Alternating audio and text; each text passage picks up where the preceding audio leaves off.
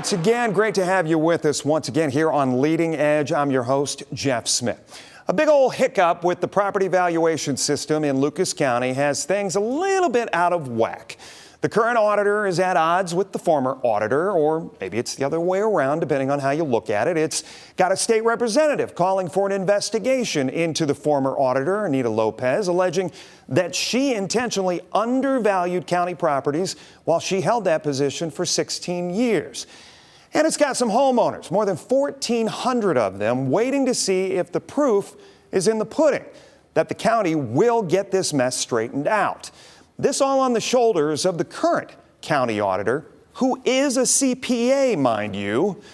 This is the past year it's been for Katie Moline.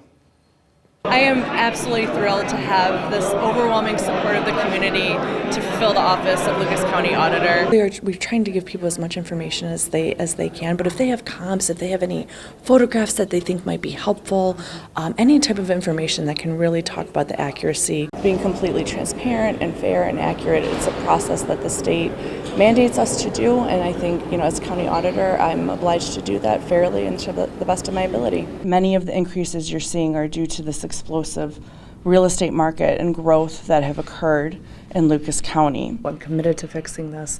We're going to make it right. We're going to make people whole. If any taxes were overpaid, especially as a result of this, they will be made whole. I want to apologize to all of the taxpayers of Lucas County. I understand how frustrating this process has been, and I want to apologize to them. We found this problem, we fixed the problem, but it never should have happened. And again, I will do everything I can to make sure a mistake like this never happens again. We're fully cooperating, whatever they want to look at. We are a public office, and we will provide any public information of our process and anything that occurred. And it's so good to have Katie Moline here with us here on Leading Edge. You look over that past year, so much fire, so much anticipation. Back in January, when you were named to the spot because there was an opening, a little bit of shifting of positions there. But has anything changed for you over the last couple of months? As far as that excitement, is that girl still in position? It is still a dream job of mine. I really love that I have the opportunity to serve the public, but also use my professional skills in a meaningful way.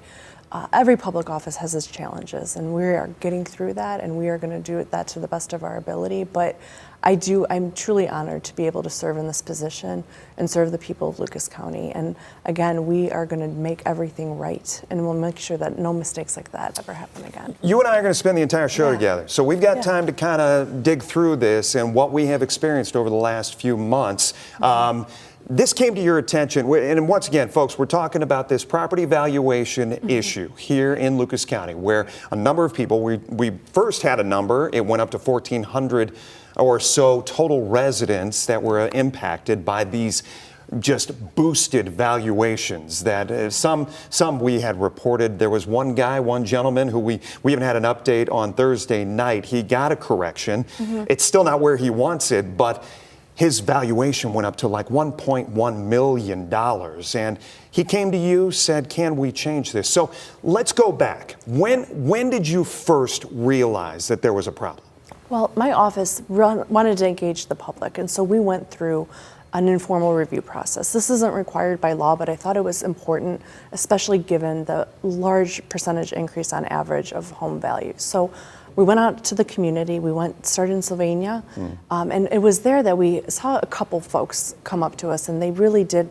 It didn't look right. And so sometimes those errors happen. They're one-offs. There's a lot of factors that go into a property value. This valuation thing throughout the state happens every 3 years, 6 years? So every 6 years, we start from scratch, more or less. And then at the third year, we call that our triennial. That's more of a market correction, our market update. And so what we're going through right now was that start from scratch, start from zero, and revalue all the properties in Lucas County. And so that's what we were going through. So we went to the community, we had informal reviews. Some of these discrepancies were brought to our attention. We had a very quick turnaround to be able to get values to the state. So we submitted our values. We did further investigation to see if there was some error or something that was causing some of this discrepancy, and that's when we found out that there was something on the back end that wasn't right. And so immediately I took action and started correcting it. Went through the Board of Revision to get those values that went through the informal to the fair market value, and then we continued to look through, and that's where we had the final list come up. And I'm proud. But let's clear up for folks. This was you brought out in reports, even to our reporters. I know our Megan Hartnett has been on this from the get-go, but there was a programming error of some sort. A computer. The word glitch has been used a lot. So there's, when you're going through a property revaluation, you do there's a lot of the programming and looking at the mass appraisal system. And so you have algorithms and you have formulas that help do a mass appraisal, because again, we're looking at over 200,000 properties that have to be revalued in a very short amount of time. And so we do apply these factors and these formulas, and somewhere in the background there was maybe something was entered incorrectly, some error. It was an error. It was a programming error. And then that translated into these big increases to certain people's values. Okay. And so again, we have over 201,000 properties in Lucas County. 1,400 were identified of this error, less than 1%. But again, it shouldn't have happened, and we are doing everything moving forward to make sure nothing like this happens again. Yeah, and we heard some of the sound that we had played of you and the times we've talked to you over the last year plus. You said we noticed there's going to be an increase. And you told people about that back in the fall. I know we have short-term memories sometimes, but you said, expect this. You didn't expect what it was or the huge gains that we saw as far as those valuations are concerned. I had to ask you today, before we go to our first break, when this came out, this programming glitch, this programming error, somebody was fired. It was reported that somebody was fired as a result of this. My question to you is, who was fired? What role did that person play? And why were they the fall guy and or girl? Let me clarify this, because there was another incident that did affect the tax bills that was not related to this programming error. So I'm glad you asked this, because I want to make sure it's clear. So there was another error that happened with our special assessments and the amount that was being assessed for the mosquito control on the Toledo Area Sanitary District. And so there wasn't the proper quality control that happened. And so as a result, I did remove the director of that department for that error, because it is going to affect people's tax bills come second half. And that was specifically connected to the mosquito thing? Correct. Okay. Because that mosquito, if people remember, that was brought up at one of your updates. It was. As far as this other issue was concerned. Correct. And so unfortunately, but we found that error and we took action and held people accountable. Was it a bookkeeping thing? More or less, yes. It was a human error. There was an increase. It was inputted improperly. And so, therefore, it went out to all the tax bills before someone. But it was egregious enough that it was like gone. I think affecting over 200,000 tax bills is pretty egregious. When we come back, you can stick around, talk with us some more. When we come back, I want to talk a little bit more about what's thrown your way as far as Anita Lopez is concerned, your predecessor, 16 years on. She said some stuff this week. I want to get your reaction. Stay with us. Leading Edge continues right after this. Welcome back here on Leading Edge. Lucas County Auditor Katie Moline, great enough to join us here for this week, talking once again about these valuations in Lucas County that we've been talking ad nauseum for the last couple of months. I know you have been giving updates each and every week. I want to go back to, I guess it would have been a week ago. You're giving an update. All of a sudden, something comes down. State Representative Josh Williams decides he wants an investigation by Keith Faber's office done into your predecessor, Anita Lopez, and how she handled things. When did you find out about this, your reaction to it? So I found out about it, I think, when everyone else did. So I was, completing my, update to the public and to the press about what my office is doing during this revaluation. The phone buzzes, and all of the press asked me, this just came out. Representative Williams wants to do an investigation with the Auditor of State into your predecessor. What do you think? And my response is, of course, I will cooperate with any investigation that happens In my office, we already work with the Auditor of State on our external audits, so I know that they're always professional and they're always. This whole valuation process is part of the state's mandate, correct? It is, but through the budget office, Okay. through the budget and the budget commission. So, of course, the Auditor of State can investigate what they need to investigate. Yeah. They absolutely can. And so when I first heard this, I said, well, we're going to do what we need to do. We'll even set up office space if they Let me ask you need this. to. He alleges, okay, and what he wants looked into is this undervaluing of properties, like this intentional undervaluing of properties. I want you to explain for people how that impacts things, just from a layman's perspective. If that was happening, how it impacts you taking over the office going forward. So if properties were undervalued, it has multiple impacts. So the first one, of course, being what is the amount of resources being collected, because it's not maybe Why it's would a not at the property fair value. Why would a property be undervalued? That is a great question, because everything we do as county auditors is mandated by the state. We have Ohio Revised Code that dictates every part of this process, this revaluation process. So none of what you look at is subjective? No, it is really spelled out, and it all starts with sales data. There's a lot of collection that happens of all the sales that happen in certain taxing districts, and that's the baseline. So of course, we have people that look at the exterior of the house. They look at square footage.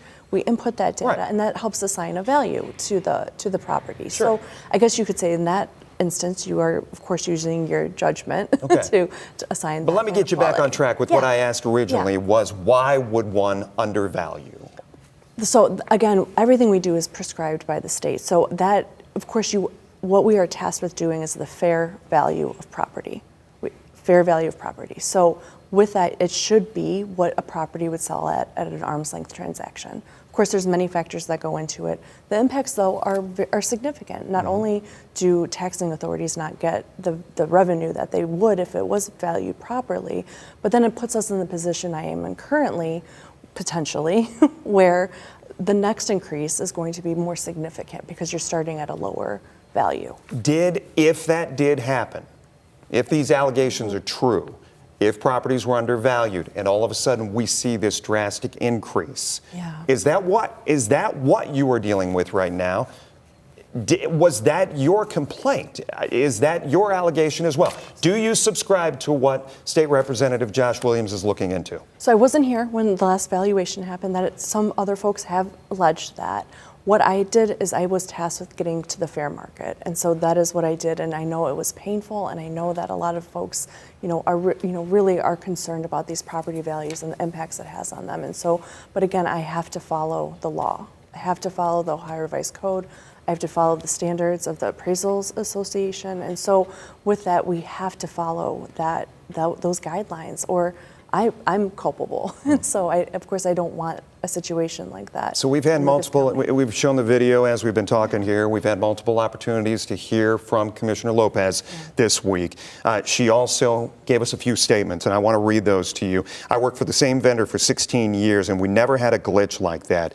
If we had a problem, we listened to the citizens, and we didn't listen to the state. That's one.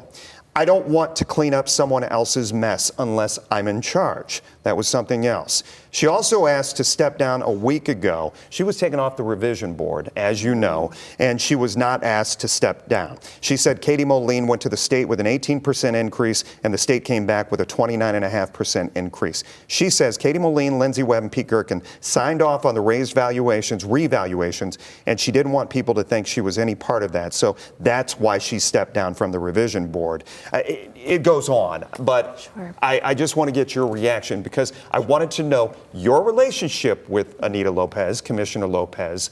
Before this, what is it now? Sure. I really think a lot of that is just a desperate distraction.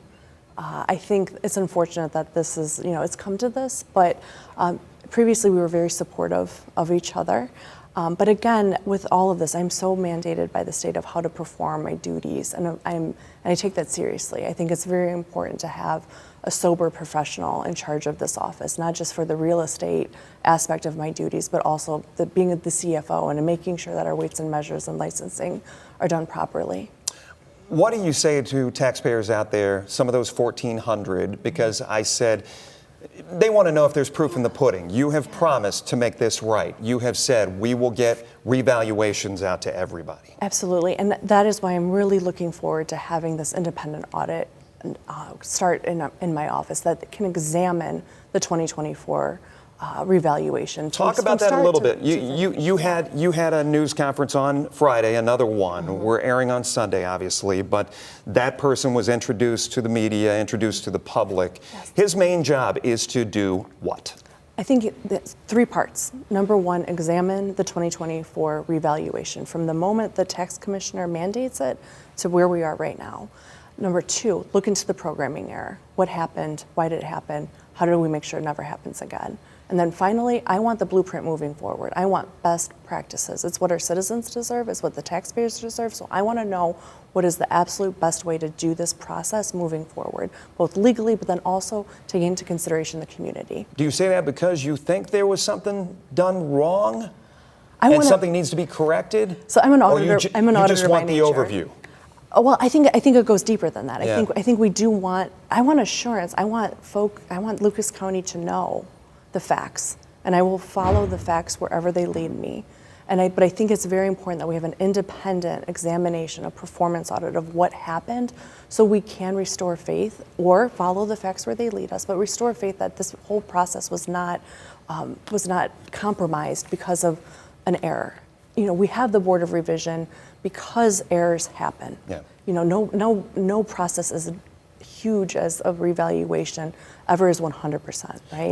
We do want to mention as well that Keith Faber's office is looking into this situation, and as of our taping on Thursday night, we had not received word yet what the decision has been or where it stands. Stay with us. We'll be back right after this. Welcome back for our final segment here on Leading Edge. My guest this week is Lucas County Auditor Katie Moline.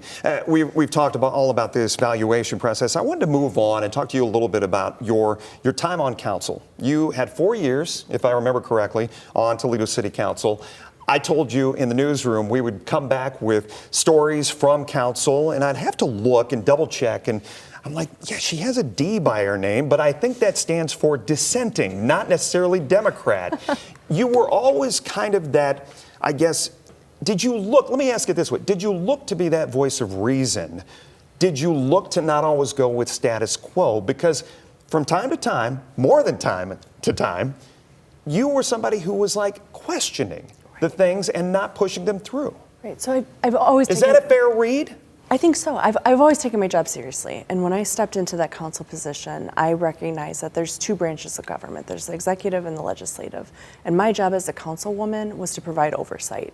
And so I pulled from my experience of being a certified public accountant, and I asked the hard questions to make sure that we were doing things properly, that we were, prioritizing, we had the right priorities in government, and that we were doing everything by the book. And so my duty is to the people. My obligation is to the people. They were the ones that put me there. So regardless of political party, that's who I serve. And so that was always very important to me, that oversight. Did you ever have somebody with Lucas County Democratic Party say, are you with us or against us? I mean, did those, not that you ever had those moments, but there was that kind of, she's not going with the group on this one. I think because there has been a lot of that, and I told you, we talked about this during the commissioner's race, and the fact that there has been seemed to have been this one-party rule in Lucas County for a long, long time. Right. So I have not. I think you can always have professional disagreements. And one thing I really loved about city government is that a lot of what you're doing is technical. It is the nuts and bolts. There's not a Democrat or a Republican way to collect leaves, And so I always look to the people first of how we perform actions, and how do we, help public safety? How do we make sure that we save for the future for our children? And so that was my main priority. And I think Democrats and Republicans appreciated that. They wanted to make sure that oversight existed, so we did make better decisions. If we were all saying the same thing, I don't think that progresses government, citizens' priorities forward. I know we did this in the last segment. You had an opportunity to kind of talk to those 1,400 who are out there, but in kind of your parting moment, I guess, as we wrap things up for this week, I want you to kind of address what's going to happen going forward? What do you expect? How long is this process going to carry out? Are we talking second quarter, third quarter? You want to put a bow on this. How soon? I'm so glad you asked that. So immediately we are starting that third-party independent investigation into the whole process. I'm meeting with the public until the end of March, so that I can be out in the community, my staff can be out in the community, answer questions, help people file for the Board This is for appeals? And to help people file Okay. for the appeal. So Yeah. that's the first part. So we want to make sure that we have these workshops so people know how to file, they know what to expect at the Board of Revision. Because the deadline to file is March 31st. So we want to make sure the community knows if they have concerns about their property value, they have the right to go to the Board of Revision. We're going to help them file and make sure they can do that. And then, of course, we will go where this investigation leads us, and we will start making actions and taking actions. So the next update that we have, the triennial, we're making sure we're doing best practices. Commissioner P. Gerken has said this should not be a blame game. Do you agree? I agree. I don't think that serves the purposes, and I don't think that serves the citizens of Lucas County. There is a situation that needed to be rectified, but infighting is not going to improve that situation. Well, Katie, we appreciate you taking this extended period to just sit down with us and kind of discuss the situation that it's been and how it's going to play out going forward. Thank you for the opportunity. I really appreciate being able to do this. Absolutely. Katie, thank you, and thank you for being with us. We'll wrap things up for this week here on Leading Edge right after this. Welcome back for a final time here on Leading Edge. As always, we remind you, if you missed any part of our conversation of this show and or previous programs, you can go to the WTOL 11 YouTube page. Also, we want to point you in the direction of WTOL 11 Plus. It's a great app to download on your smart TV. I'm Jeff Smith. We hope to see you next time here on Leading Edge.